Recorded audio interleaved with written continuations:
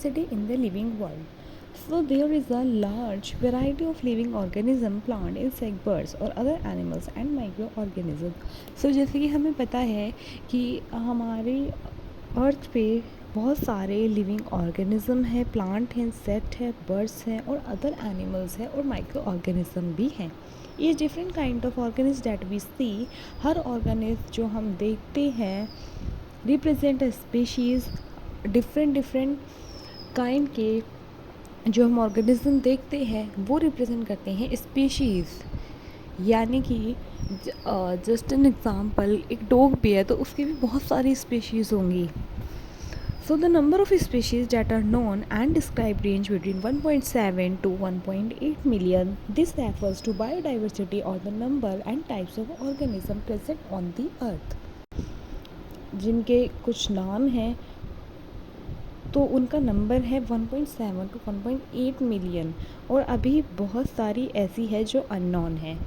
सो ये रेफ़र करता है बायोडाइवर्सिटी. बायो मीन्स लाइफ, यानी कि लाइफ में कितनी सारी डाइवर्सिटी हमें देखने को मिलती है, यानी number of type of organism जो अर्थ पे प्रेजेंट है.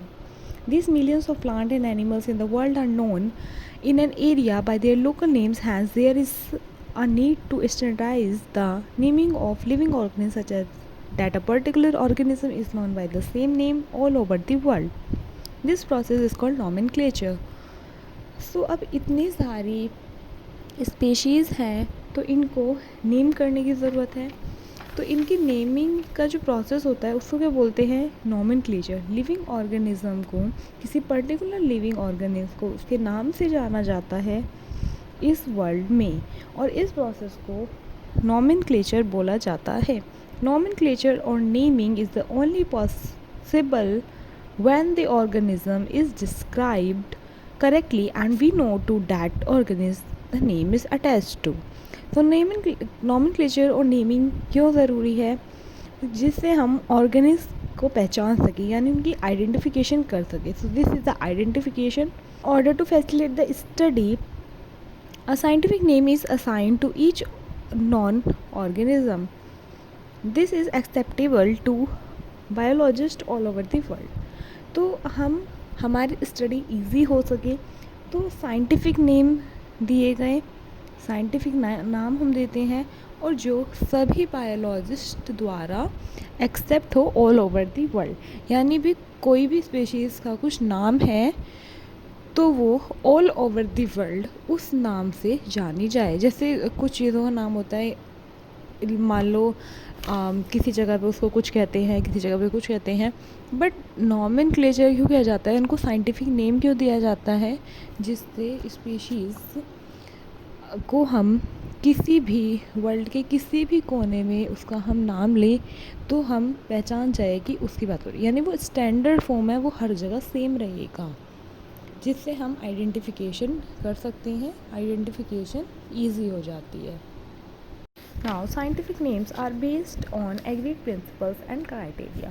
तो ये साइंटिफिक नेम्स जो हैं वो ऐसे ही नहीं लिखे जाते या नहीं रख दिए जाते. ये बेस्ड होते हैं ऑन एग्रीड प्रिंसिपल्स. कुछ प्रिंसिपल्स और कुछ क्राइटेरिया इनका होता है.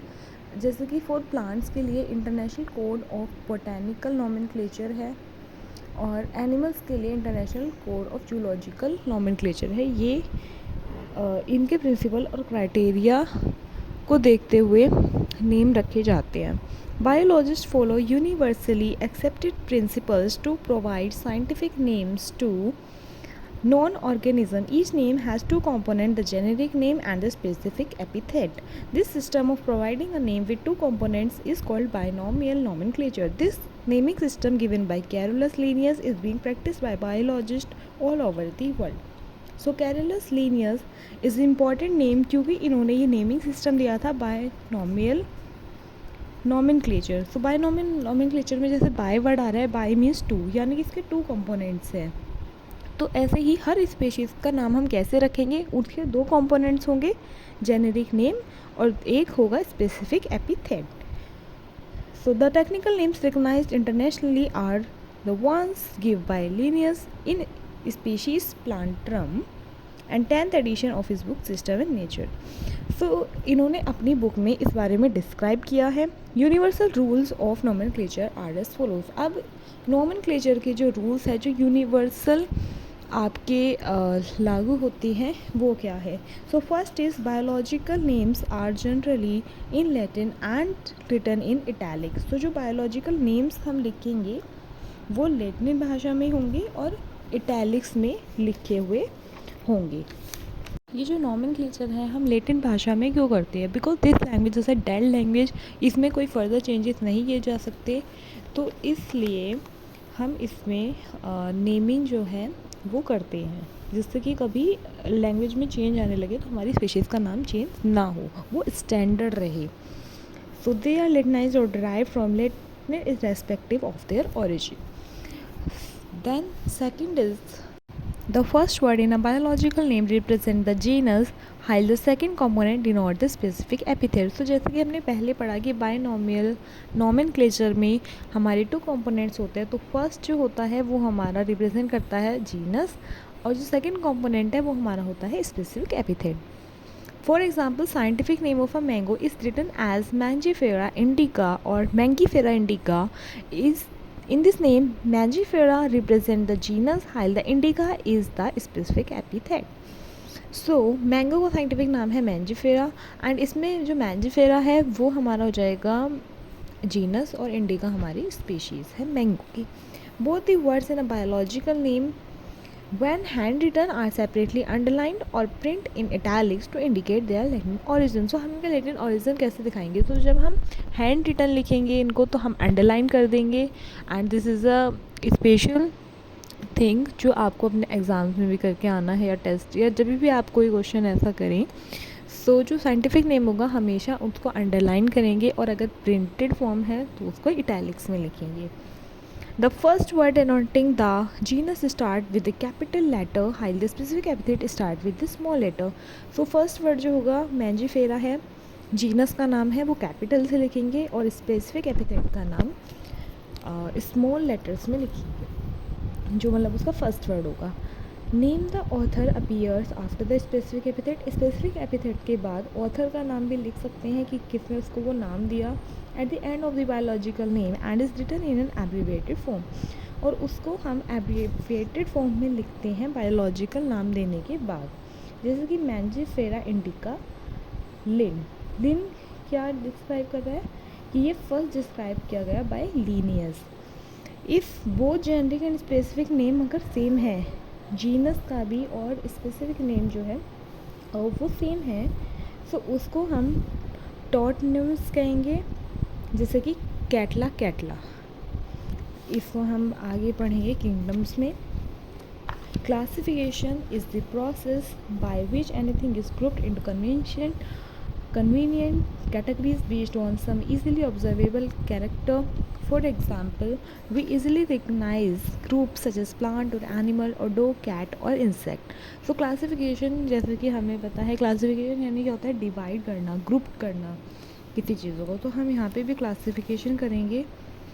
क्लासीफाई करने से हम इजीली समझ सकते हैं, ग्रुप्स को पहचान सकते हैं कि कौन सा ग्रुप है।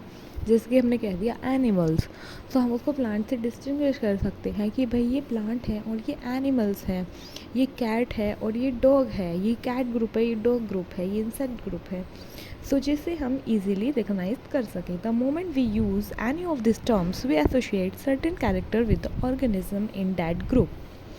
तो जब भी हम ये नाम लेंगे तो हम समझ जाएंगे कि इस ग्रुप की बात हो रही है या इस ग्रुप में से हम कह रहे हैं। The scientific term for this categories is taxa.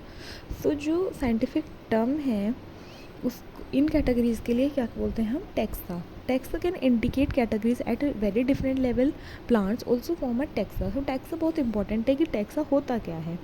तो टैक्सा इंडिकेट करती है अलग अलग डिफरेंट लेवल्स, जैसे कि Wheat is also a taxa. Similarly, animal, mammals, dogs are all taxa. सब taxa है, but dog is a mammal and mammals are animal. So therefore, animal, mammals and dog represent taxa at different level. तो taxa means तो हो गया कि अलग अलग category, सब कैटेगरी होगा, सब कैटेगरी है डॉग, मैमल्स, एनिमल्स, बट सब कहीं ना कहीं जैसे कि जैसे एग्ज़ाम्पल है हमारा, डॉग एक मैमल है और सब मैमल एनिमल्स हैं। सो मैमल्स भी टैक्सा है, मैमल भी टैक्सा है, एनिमल भी टैक्सा है, बट अपने अलग अलग डिफरेंट लेवल में। जो हम अभी टैक्सोनॉमिक कैटेगरी पढ़ेंगे, हम हायरकी पढ़ेंगे, जो हमने पहले भी बात की थी कि हम लोअर एनिमल्स से हायर एनिमल्स की तरफ जाते हैं। सो टैक्सा रिप्रेजेंट कर रहा है अलग अलग कैटेगरी डिफरेंट लेवल्स पे। So based on characteristics all living organism can be classified into different taxa. तो कैरेक्टरिस्टिक के बेस पे कि कौन कैसी कैरेक्टरिस्टिक दिखा रहा है, क्लासीफाई किया गया है अलग अलग टैक्सा में। This process of classification is called taxonomy. इस प्रोसेस को हम बोलते हैं taxonomy. External and internal structure along with the structure of cell development process, ecological information of organism from the basis of modern taxonomic studies. So क्या क्या character stick हम देखते हैं, क्या क्राइटेरिया रखा गया है कि हम कैसे क्लासीफाई करेंगे, हम किस तरह से अलग अलग टैक्सा में इनको डिफरेंट टैक्सा में मतलब हम इनको क्लासीफाई करेंगे। सो उसके एक्सटर्नल इंटरनल स्ट्रक्चर भी देखे जाएंगे, सेल का स्ट्रक्चर कैसा है, डेवलपमेंट प्रोसेस कैसी हुई है, इकोलॉजिकल इन्फॉर्मेशन कैसी है। मॉडर्न टैक्सोनॉमी के बेस पर हम किस तरह से उनको क्लासीफाई करते हैं, हम उनका कैरेक्टराइजेशन करते हैं। पहले हम कैरेक्टरिस्टिक देखते हैं कि भाई फॉर एग्जांपल डॉग है, 4 पैर पे चल रहा है, बिल्ली है 4 पैर पे चल रही है, इस तरह से आइडेंटिफिकेशन करते हैं, उसको पहचानते हैं कि ये कैसा है, किस तरह से किस जैसा सिमिलर है। क्लासिफिकेशन करते हैं, उसको डिवाइड कर देते हैं कि ये तो भाई इस ग्रुप में जाएगा, डॉग फैमिली का है, कैट फैमिली का है। And nomenclature are the process, और फिर हम उनको नेम देती है that are basic to taxonomy. इस तरह से हम उनको क्लासीफाई करके डिफरेंट टैक्सा में प्लेस देते हैं। The word systematics is derived from the Latin word Systema which means systemic arrangement of organism. तो जो वर्ड सिस्टमेटिक्स है वो वर्ड सिस्टम से आया है या सिस्टमा से आया है, जिसका मतलब है सिस्टमिक अरेंजमेंट करना ऑर्गेनिज्म की। लीनियस यूज सिस्टमा नेचुरी या फिर nature as the title of his publication. उन्होंने अपनी पब्लिकेशन का नाम ये यूज़ किया, क्यों? अरेंजमेंट करने के लिए ऑर्गेनाइज की। The scope of systematics was later enlarged to include identification, nomenclature and classification. तो जो सिस्टमेटिक है वो बाद में एनलार्ज होकर उसमें और क्या क्या चीज़ें इंक्लूड हो गई। सिस्टमेटिक्स तो सिर्फ था कि सिस्टमिक अरेंजमेंट करनी ऑर्गेनिज्म की, बट बाद में उसमें क्या इंक्लूड हो गए, आइडेंटिफिकेशन भी। क्या पहले हम आइडेंटिफिकेशन करेंगे उसकी, नोमेनक्लेचर और क्लासिफिकेशन, ये सब चीज़ें भी ऐड हो गई। So systematics takes into account evolutionary relationship between organism.